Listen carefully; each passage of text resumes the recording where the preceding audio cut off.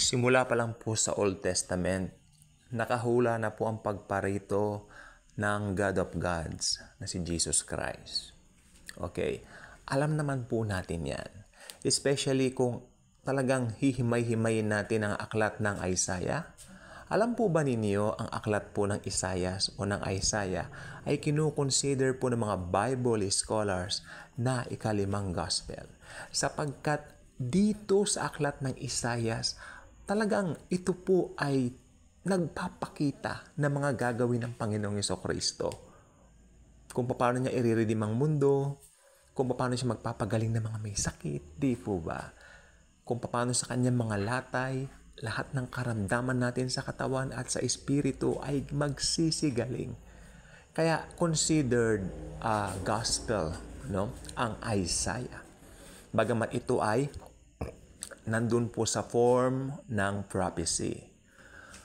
Ngayon, kung titignan po nating mabuti ang buhay ng Panginoong Hesukristo, ito po ay hinulaan sa Old Testament, pero nakalulungkot po yung mismong mga tao na kung saan isinulat yung Old Testament, tinanggihan po siya.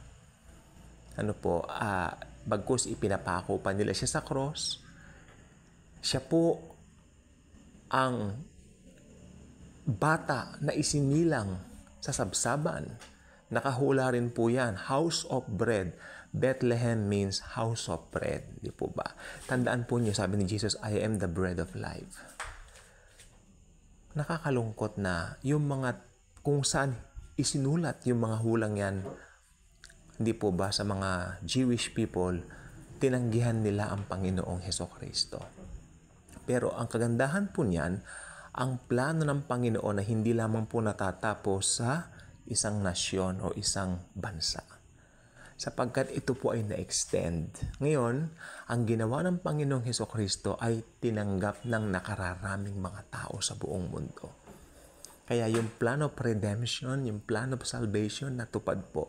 Aklat pa lang po ng Genesis, meron na pong pangako ang Panginoon na ililigtas niya ang mga tao mula sa kasalanan. Ever since kagatin ni Eva yung mansanas na ipinagbabawal mismo ni Jesus, nangako na po ang Panginoon nang ililigtas niya ang mundo. Natupad po ito at nung si Jesus po ay nakapako sa cross, sumigaw po ang Panginoon ng it is finished, doon pa lang po talunan na si Satanas. Kaya ang pinakamagandang makikita po natin dito, ang sino mang lalapit sa Kanya, magkakaroon ng buhay na walang hanggan.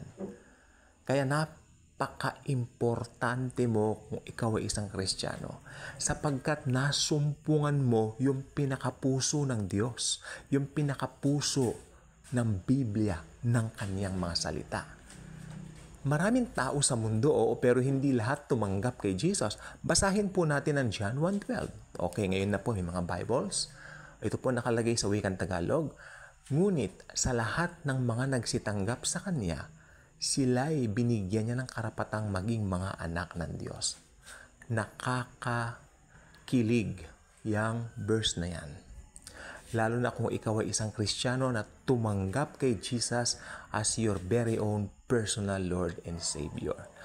Alam mo na hindi ka dapat mainggit doon sa mga tao na mistulang parang mayaman, bilyonaryo, pero sa totoo lang po, wala naman silang tinanggap na kaligtasan mula sa Panginoon. Na sila ay nangangailangan ng Savior, na nangangailangan sila ng kaligtasan.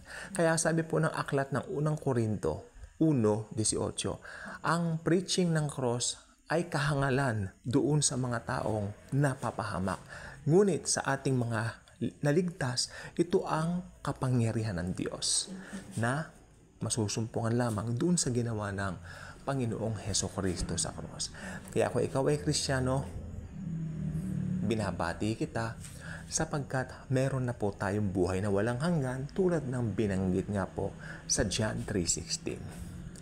For God so loved the world that He gave His only begotten Son, that whosoever believeth in Him will not perish, but will have everlasting life. So I expect you to subscribe, like and share, at kamtan po natin lagi ang pag-ibig at pagmamahal ni Jesus.